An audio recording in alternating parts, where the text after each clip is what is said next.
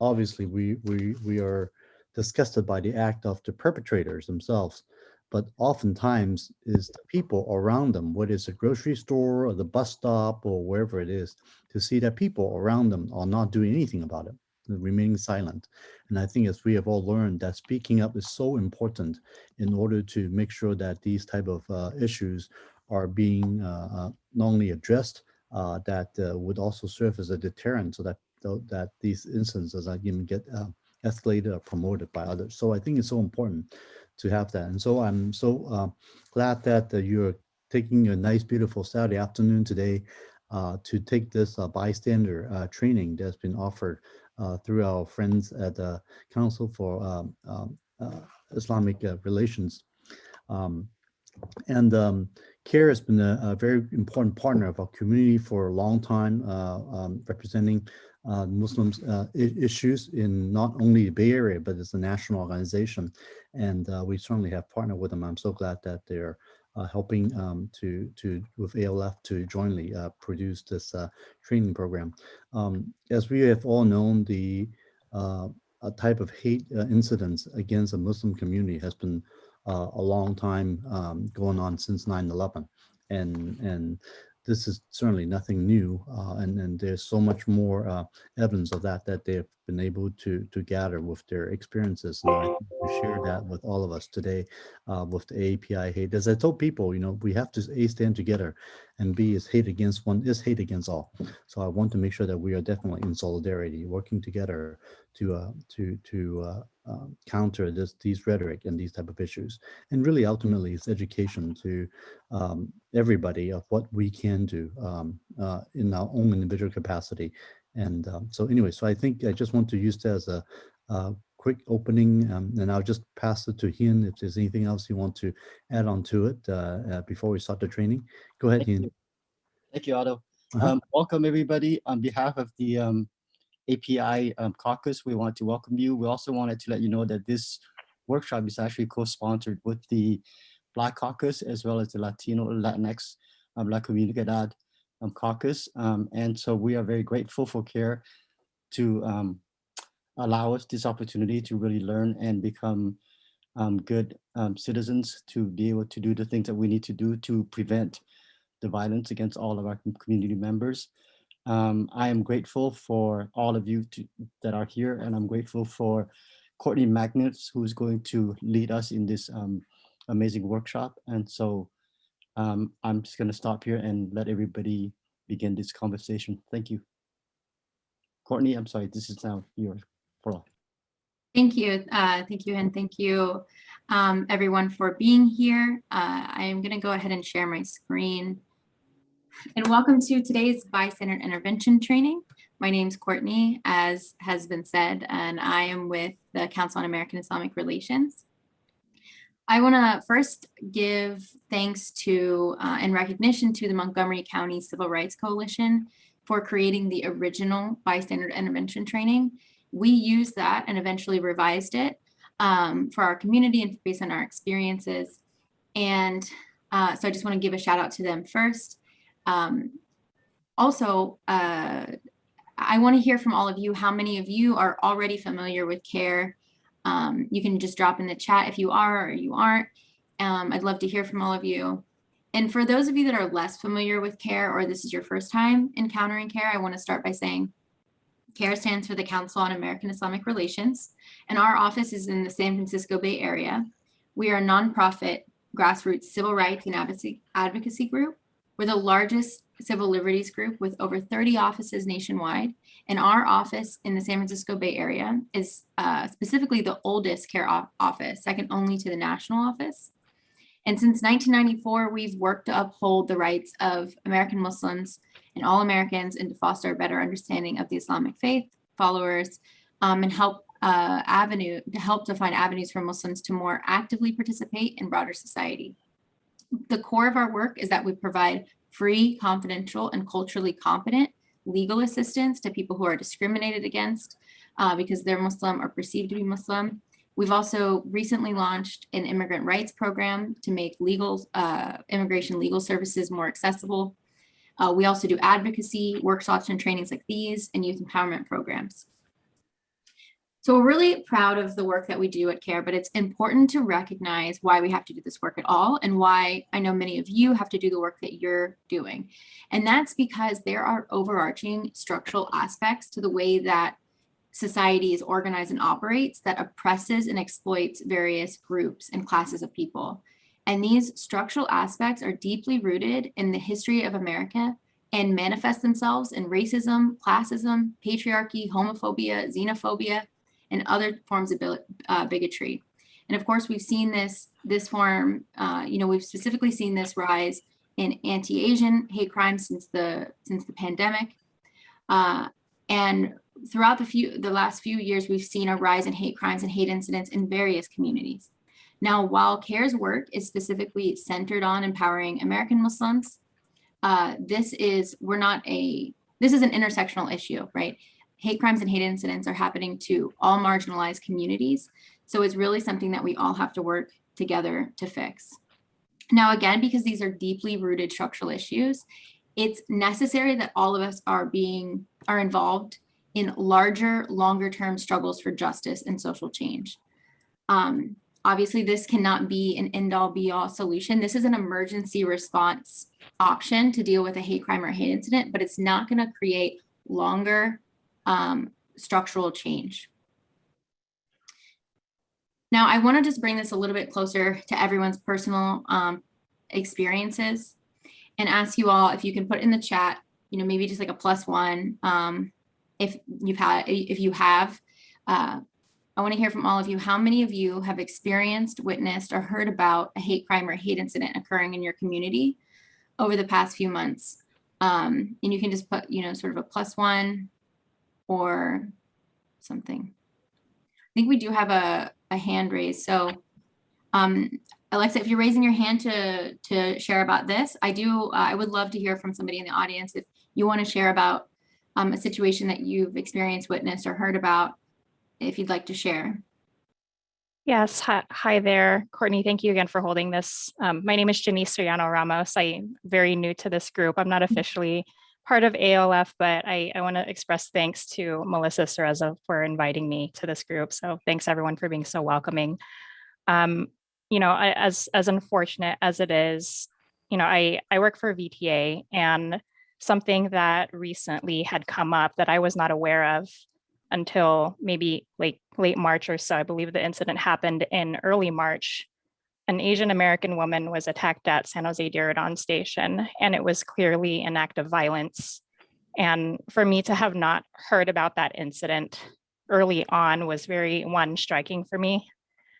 Clearly this news had not been released soon enough or even in a widespread way. So that's one jarring thing that's really hard to notice, right? I think we are starting to see these incidents pop up more.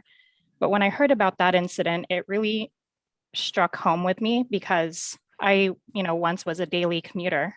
I live not too far away from San Jose Diridon. And it's hard to think that that could have been me. It could have been any one of us. And thankfully, I believe that that victim was not harmed. But had it not been for bystanders or people who were around her to help with the incident, and I believe her boyfriend was there to help with the incident, she wouldn't have been safe. So I think about that a lot, and I think it's highly important that training like this is available, very, very widespread available. So thank you again for bringing this up. Yeah, thank you so much for sharing about your story and how it affected you. I want to take this moment to recognize that these stories are really personal for people, and they might affect you in various ways. And so if you find yourself feeling emotional or you need to take a break and step away from the computer, feel free to do so. You can also reach out to me, separately if you wanted to discuss this more in depth, outside of today. And I also want to say that you bring up a great point about bystanders. And I think that really brings us to what we're doing here today, the impact that bystanders can have in a situation like this.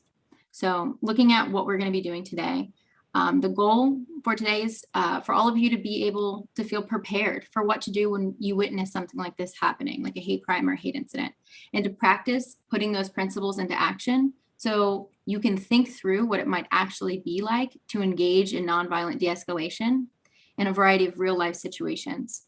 So you can, address those questions and those what if questions that come up. So hopefully today you're going to leave feeling more prepared and more confident to step into a variety of different difficult situations. So first, we're going to look at the values that underline the training. And then we're going to talk about a few steps that you can use to intervene in different scenarios. And then after that, we're going to talk about ways to secondarily intervene, like collect evidence and reaching out to authority figures.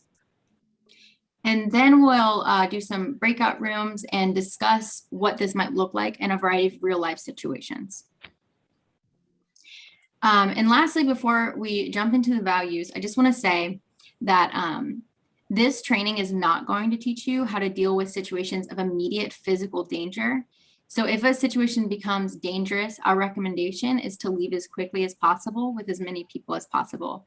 And this training is really narrow in scope in that it seeks to de-escalate a situation when it's still at the verbal harassment level. But if you're interested, I encourage you all to take additional, self-defense classes, active shooter classes to deal with those really more extreme situations. So we're going to look at the values that underline this training, and it's really important to understand the values, and that's because one training is not going to be able to cover every single possible scenario.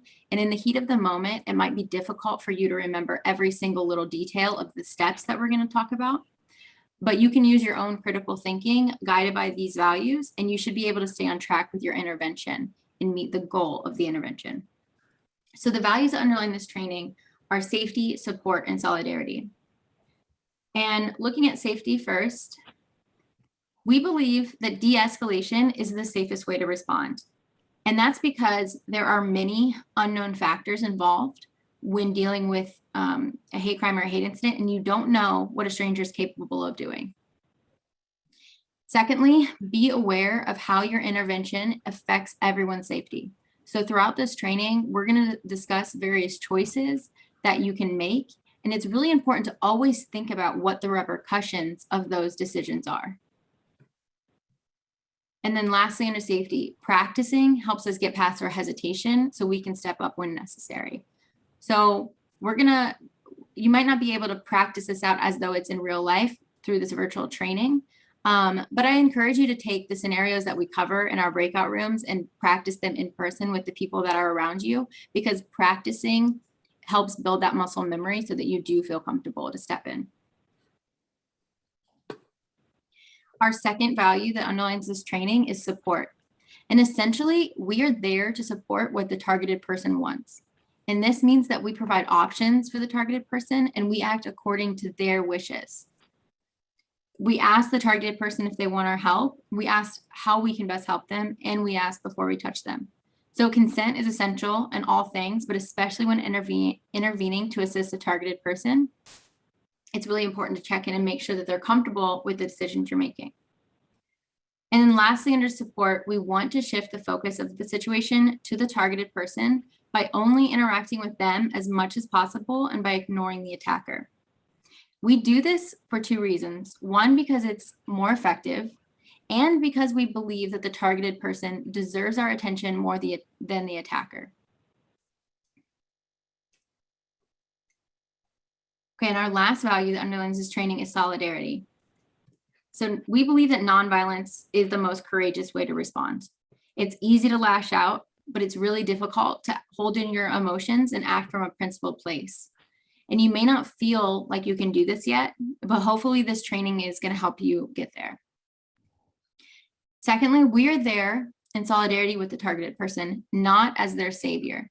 So although it's our natural inclination oftentimes to go to the source of the trouble and to try to make it stop, so in other words, to engage directly with an attacker, we recognize that this is not the most strategic way to respond, and it doesn't necessarily empower the targeted person. And we do not call the targeted person the victim because we want them to retain agency in the situation. So you've already heard me using targeted person language, but essentially this training really seeks to bring back some of the power that is lost on the targeted person in a hate crime or hate incident. When in the heat of the moment, the targeted person oftentimes does not have the ability to ask for what they need or take control of the situation. And so we really want to empower the targeted person and give them back some of that control. And that's why we are going to use that empowering language.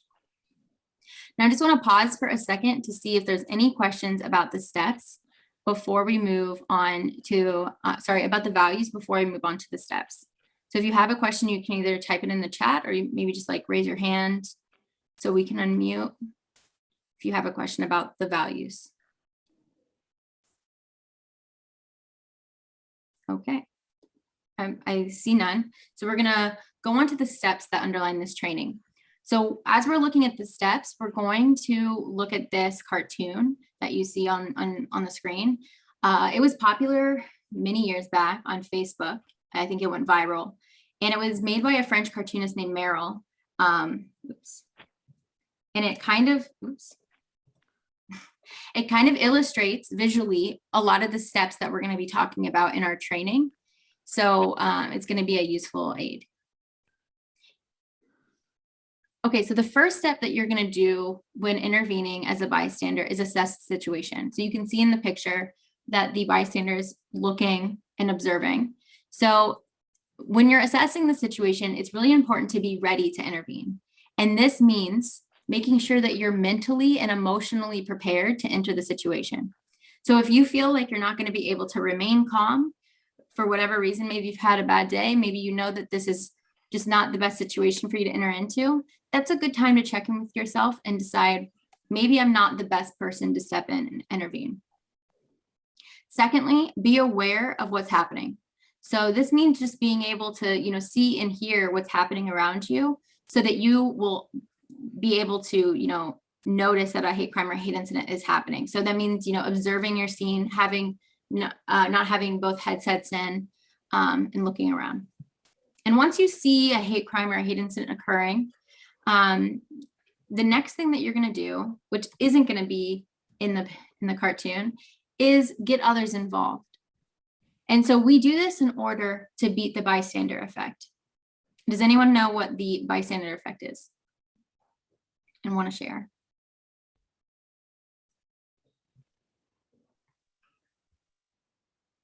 Yeah, Jenny. That you assume someone else is going to do something and no one does anything. Yep. So essentially, the bystander effect is a psychological phenomenon. It's just something that happens in our brains where the more people that are present to witness any sort of event, the less likely any of them will be to step in and help. And that's because we psychologically disperse our responsibility onto the people around us. So you have the ability to remind someone that they are responsible and should be acting by just simply reminding them of that. So you can say, turn to someone near you and say, hey, do you see what's happening over there? I think that we should do something. So that's by just simply saying that one thing, people around are going to say, maybe we should do something. We might have some responsibility here. Once you've done that, the next thing that you want to do is give them directions for how to intervene. So it's important at this moment to take the lead and give the other bystanders direction. And that's because it's unlikely that you're going to run into other bystanders who have training in de-escalation or bystander intervention. And so even if they want to help, they may not know the best way to do so, or their intervention might be unhelpful. So you can simply give one direction that you can give is, can you stay here and record what's happening while I go talk to the targeted person? So that's one way that you can safely involve additional bystanders. Once you've done that, the next thing you're going to do is intervene calmly. So this is when you're going to walk up to the targeted person, introduce yourself quietly, and explain what you saw, explain that you saw what was happening and you would like to provide support. So in this moment, it's really important to be aware of your tone and your body language as you move closer to the targeted person. So they're not going to perceive you as a threat.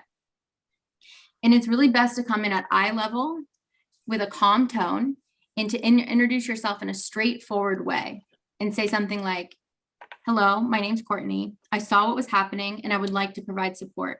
Can I sit down next to you?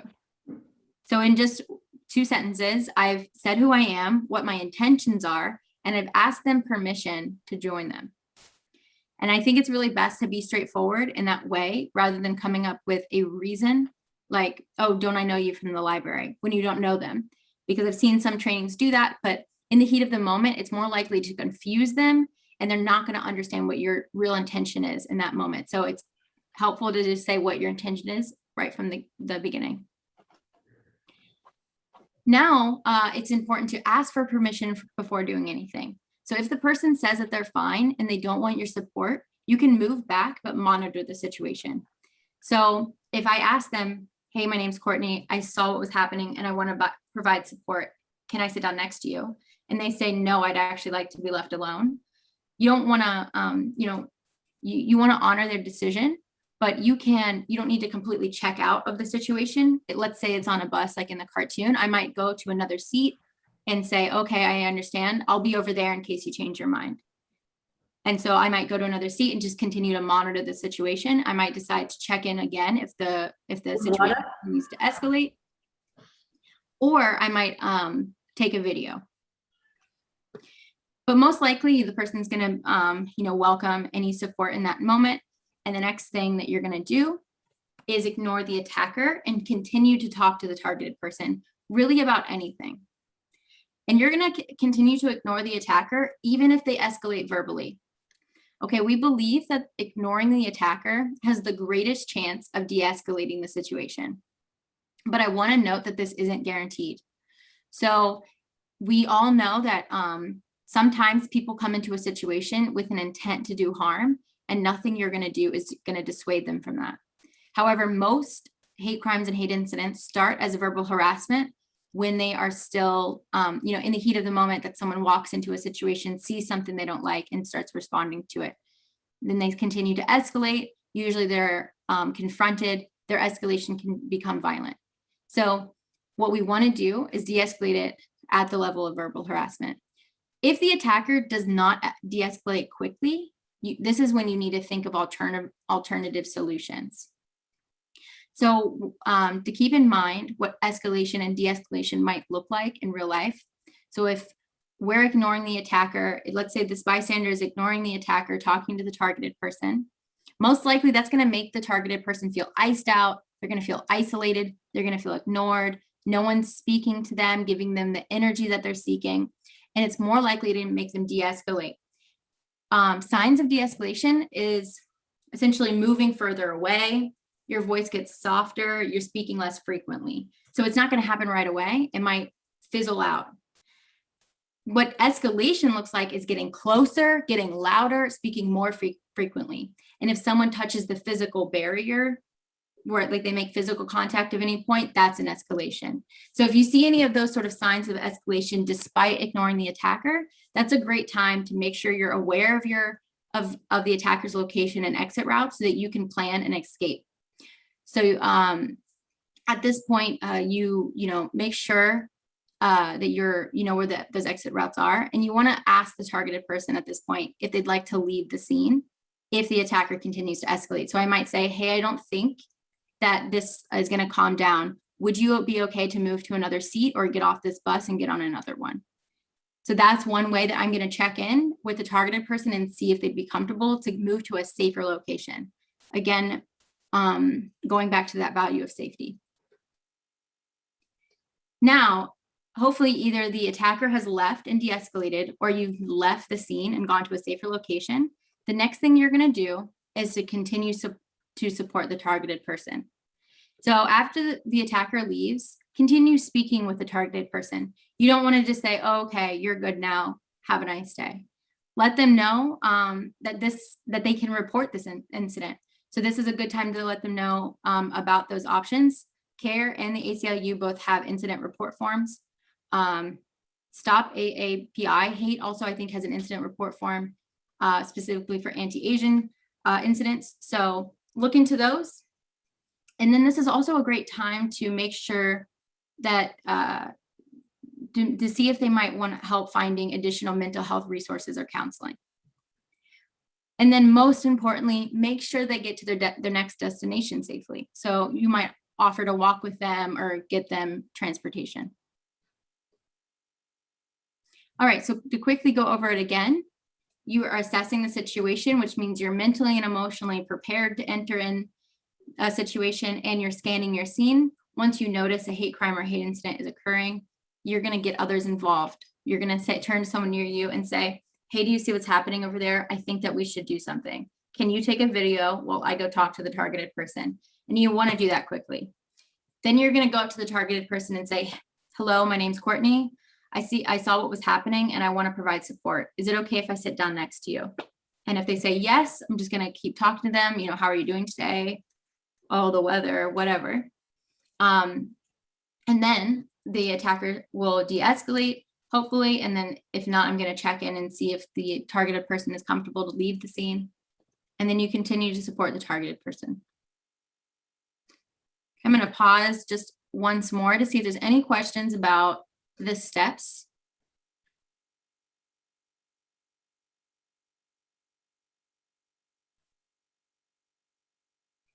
Okay, cool. So we're going to move on how to secondarily intervene. So one way to secondarily intervene is by capturing video and audio evidence of an incident. And this can be important for seeking legal remedies after the incident.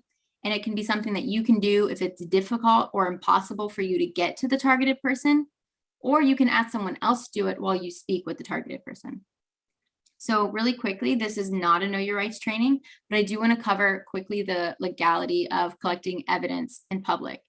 So it's legal in all states to capture images of people in public.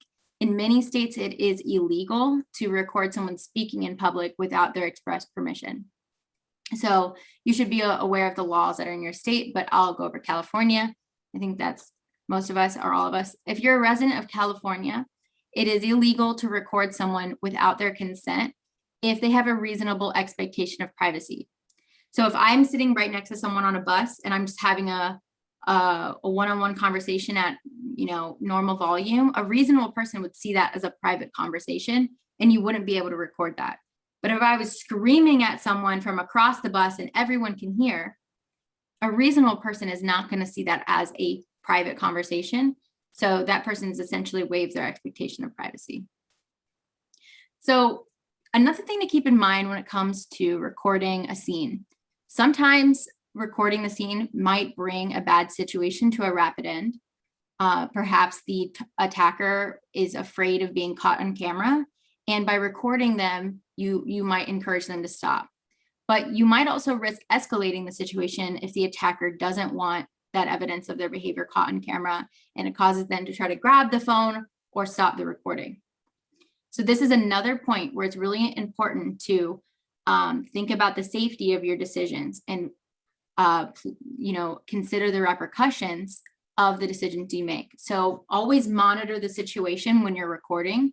So continually monitor that and put away your phone if you feel it becomes dangerous or escalated because of it. You can always like lower your phone or go audio only or sort of hide your phone.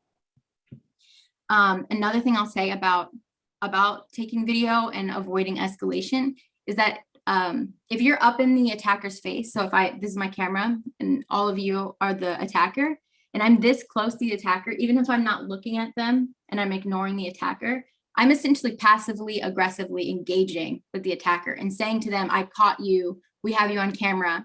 And that's going to be more likely to make the attacker escalate and try to grab the phone. But if I'm like much further away from the attacker, and I'm kind of not really in the attacker's business and I'm minding, I have the phone kind of down here discreetly, that's going to be less likely to escalate the attacker. Another thing with taking videos is just knowing how to get to your camera function quickly. So swiping left on an iPhone and up on an Android, I think. And then making sure that you have the space on your phone. So, if you're the type of person who, when you go to take a video, it pops up not enough storage, you should fix that because you're not ready to step in and take a video in the heat of a moment during a hate crime or hate incident. Because obviously that's not the right time to have to go through and like clear up space on your phone. And then the last thing I'll say about phones is One, when you're taking video, you should hold your phone horizontally because it's going to capture more of the scene. And it's also the orientation of media. Actually, I lied. One more thing about phones and taking video is after you've taken the video, check in with the targeted person to give them the video and see what they want to do with it. So you don't just like post the video without their permission or do something with the video. The video is really for them in case they want to seek legal remedies or get the word out to media or anything. Courtney, I'm sorry to interrupt, but there are some questions in the chat. Oh, okay. Yeah. Let me look at that. Okay. What about retaliation? So I'm not sure what that was in regards to, so I need a little bit more specifics to answer that one. The language barriers, I'm going to say let's come back to that one because I have a specific scenario that we're going to cover that issue in. And then question. Courtney, do you want to go ahead and just read that question so everybody Yeah. can hear it, even if they're not seeing it? Okay, yeah, this question from Akemi is, in the case of the attack on the Asian guy in the subway in New York, how to stop the attacker without putting yourself in danger? Also, the loud alarm, 160 decibels, that has been passed out by many sources. How can we best use those alarms? So I'm not actually sure of that alarm. I don't know if that's that thing you pull out and makes it like noise. It's like a personal alarm. Yeah, there's an effort to pass that around to AAPI people, and I'm with Akemi. I've wondered if that is escalating or if that will make someone run away. I'm not sure. Yes, I would. I mean, I'm honestly, I can't give the best opinion on that device. I haven't used it. I haven't tried it out, and I don't have enough evidence to know how it'll affect an attacker. Personally, I just don't have that information. However, I would think when it's at the verbal harassment level, you have the ability to de-escalate it without doing anything that might put yourself in danger. And if you are a bystander, by stepping in and engaging with the attacker or even using an alarm, you might be putting yourself in, more in direct line with the attacker. So I think when it's still at the verbal harassment level, you might have some options before turning to that. But that's not all attacks are just at the verbal harassment level. So this might also be a good solution if someone is in more danger than that. And when it comes to a physical attack, like some of the ones that we've seen in the subway, really, I don't want to encourage all of you, liability wise, to step into a physically dangerous situation and put your body in between theirs. And that's really up to you on what you feel comfortable with. Obviously ignoring an attacker when it's at the physical aggression level is not going to be a solution. So the other solutions that you have are basically physical defense, and stepping in between an attacker and a targeted person. And that, whether or not you do that, has to do with how comfortable you are in that situation and maybe your physical privilege. So I don't know if we can come back to that after we go through a couple more what if questions. Courtney, there was an addition on the retaliation that you saw earlier. So the Rajani said retaliation to the bystander who was helping. Yes. Yeah. So I will say, and we'll talk about this again in a little bit, but anytime that you engage as a bystander and you step in, even to talk to the targeted person and ignore the attacker, you are entering the situation. You're no longer just anyone in the situation. You might face more of an attack from you might face an attack from an attacker. Like they might direct some of their attention to you because you've now aligned yourself with the targeted person. However, it's going to be less than how it would be if you engage directly with the attacker. So if you engage directly with an attacker and you went up to them and you said, don't say that, you can't say that, they can do whatever they want, whatever, the person's going to definitely direct almost all their attention now to the bystander and start engaging with them and saying, you can't tell me what to do. I can say whatever I want to say. So that engagement is definitely going to get retaliation on the bystander. Now, if you align yourself with the targeted person by sitting next to them, discussing with them, they may direct some of that attention to you, but now you're in a two-person bubble and they're in a one person. So that targeted person and yourself are safer together than you were separately before. So stepping in as a bystander also means that you're recognizing that it does put you at a slighter risk, like at a higher risk than not doing anything, but you're choosing to do so because it puts the targeted person at a reduced risk. Does that make sense? That's great, Courtney. So Jimmy has a question about, is there any difference in recommendations about, your status as a target person? Yeah, these are so many good, questions. You do always have to keep in mind your identity when you step in as a bystander, but that should not discourage you from stepping in as a bystander. So you might be of an identity that matches the targeted person, and that is going to be perceived by the attacker to be like two targets now. But like I said, two people who are supporting each other is a safer space than one person. So yes, you do have to be aware of just be aware of your identity and how that might influence everything. And like, if you have the identity of someone who matches the attacker, that's important to be aware of, because the targeted person might perceive you as a threat, but that should not stop you from engaging with the targeted person. It's just important that you let your intentions be known early on. So if you are really of any marginalized identity, you might suffer being a second target when you step in, and that's something to be aware of. And you might be perceived as an attacker, if you have a different identity. But the point is, don't let that be a barrier to stepping in, but definitely be aware of the possible repercussions. Yeah, I want to come back to the spitting and coughing to another specific scenario, because we cover that as well.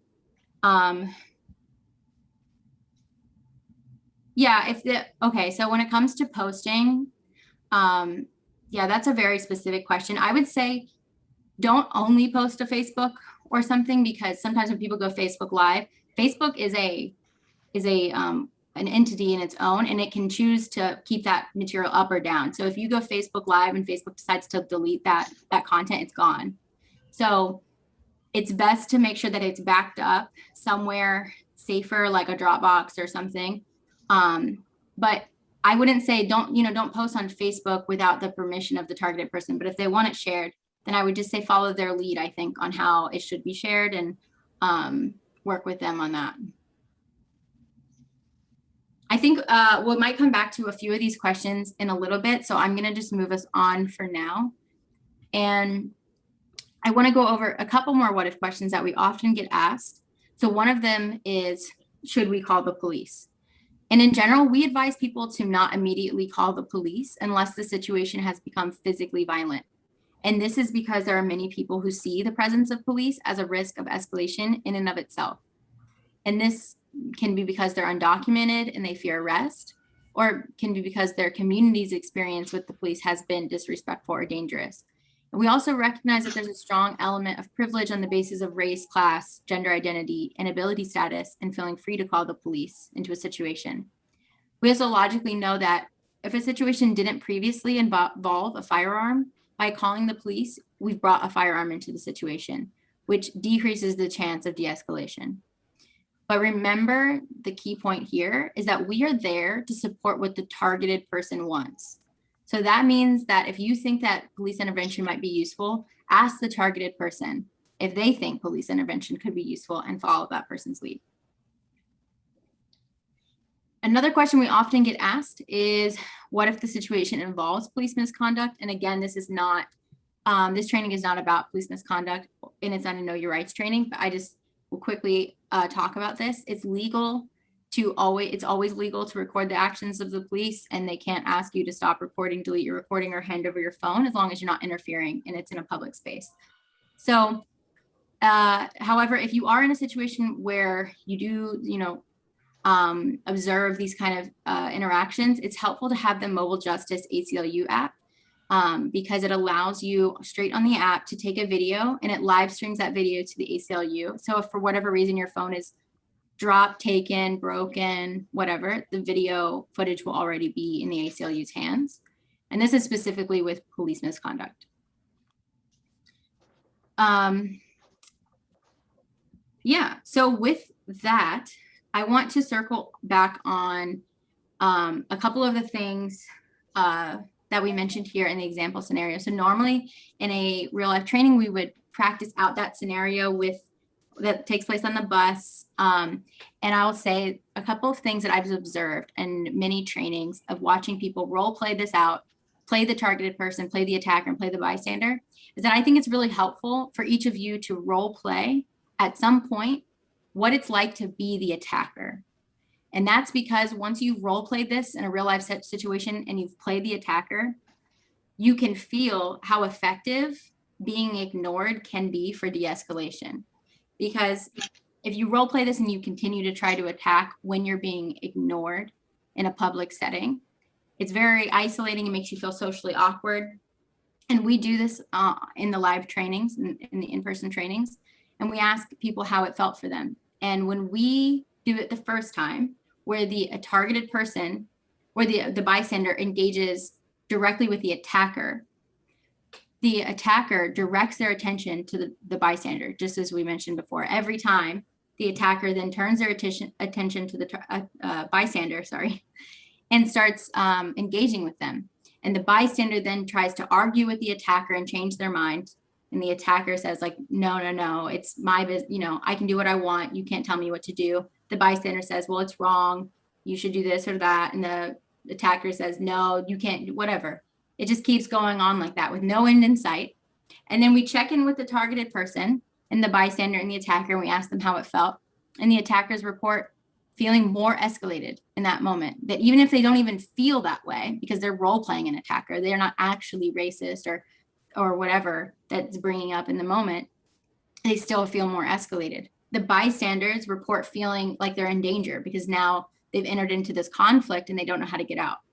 And the targeted person reports feeling unsupported. They report saying like, okay, well now these two people are arguing, but no one checked in with me. No one asked me what I needed. No one's even sitting next to me. So a lot of times, even when we engage directly with an attacker, we forget about the targeted person and their needs. And then when we role play it the second time, where the bystander engages directly with the targeted person, the attacker de-escalates. They don't know, I tell them to keep arguing, to keep engaging, but they de-escalate almost all the time. They feel weird. They say that they feel isolated. They feel awkward. The bystanders report feeling safer by engaging in this way. And the targeted person reports feeling more supported, that if they needed something, they would know who to ask. And they even report not being able to hear the attacks anymore. So they become this little bubble of conversation that they're able to ignore the attack. So by even just sitting next to a targeted person and talking with them, you're giving them the gift of being able to focus on something else besides that happening in that moment. Okay, so now what we're going to do is we're actually going to move on to the different scenarios. In the first scenario, so Akemi, you can get us kind of geared up for the breakout rooms because we're going to go into breakout rooms soon. And what you're going to do in your breakout room is you're going to discuss each scenario. So in this first scenario, this is a man harassing an Asian woman on public transportation. So similar to the cartoon, it's on a bus. We've seen the situation again, happen many times recently, in recent history. In this situation, I want you to talk amongst your group about the different obstacles that may come up. What are the different opportunities that you may have as you're implementing this strategy? What questions arise? And I want you to also think about that. One of the questions that was in the chat, I don't remember who asked it, but someone asked about, spitting or coughing. And in this scenario, we've often seen that that a lot of times in these situations, chemicals have been used or spitting or coughing. So I want you amongst your group to talk about what are the possible solutions or things that you need to think about because of that added risk. Welcome back, everyone. All right, so what we're gonna do now, instead of going over the questions in that scenario right away, I'm gonna go over the next scenario just for the sake of time. And then if you have any questions about that scenario or this scenario, that's the time to raise them. So in the next scenario that I want to cover is a transgender woman stopped while heading into the bathroom at a restaurant. And so I'm just going to talk through this one and feel free to raise your questions. So in this scenario, some things to keep in mind that are really important is that bathrooms are particularly special places that people might feel uncomfortable in. So make sure that you're checking in with the targeted person. This is another point to take into consideration your identity. Like, does your gender identity match the targeted person's? Can you go into the bathroom or can you not? Is it a multi-stall or is it not? You have to think about all of that to think about how you can best support the targeted person. But try to ensure that you don't leave the targeted person alone with the attacker. And then this is another chance where you can use, a store manager or, a restaurant person to support. And then lastly, what I'll say about this scenario is that unlike the other scenarios where I said, if the attacker continues to escalate, ask the targeted person to leave with you. In this scenario, what I'll say is try to maintain the ability of the targeted person to use the restroom, and don't ask them to leave before they've been able to do that, because what they're trying to do is utilize a basic bodily right that they have. And we don't want to ask them to give up that right in order to appease an attacker. That's not our goal. So if at all possible, maintain the ability for the targeted person to use the restroom during your intervention. And now what I'll say is, for the last scenario and this scenario, are there any last minute questions before I hand it over to Judge Hugh? Yeah. Linda, yeah. I'm wondering, in this scenario and the prior one strategy would be to help the person outside that place. And I accept your point, let them go to the bathroom. Is it safer inside or outside? Well, the bathroom is, obviously not the bathroom, but the store or the restaurant.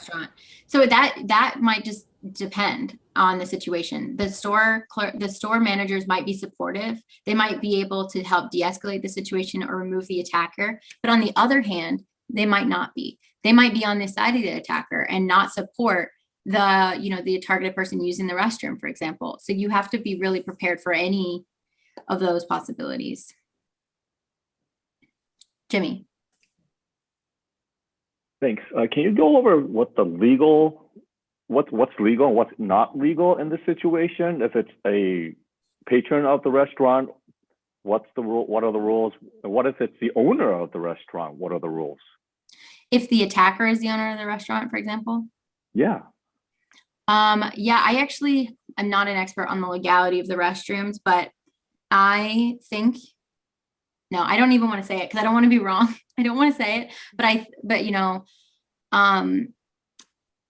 I'm under the impression that in California, you're able to use the bathroom that you choose. So I think that you have the right to choose your restroom.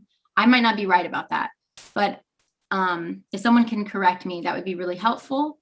However, I, would say that aside from the legality, I think it's, hopefully within all of our values to try to, support the targeted person and provide safety for them while they are trying to use the restroom. And I would say that, the transgender women are especially targeted for violence. So this is one of those situations where you need to be thoughtful that this could lead to physical violence, and that restrooms are very private places that don't have cameras or security usually. So they're not safe, right? So if something happens there, it's hard to document. I think there are rules against documenting anything that happens in a bathroom or whatever. So, just keep that stuff in mind. Looks like we have another general question in the chat. Do you recommend the same steps for children?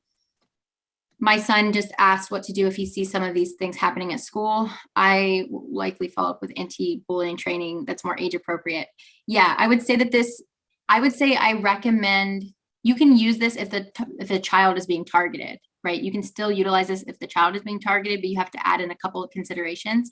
I wouldn't necessarily say that children are great bystanders to intervene, and they might be putting themselves in a situation that they don't understand, or they're much, it just depends on their age and everything. However, I will say that this does not work for school bullying, because when you ignore an attacker, it works because that person, you'll never see them again.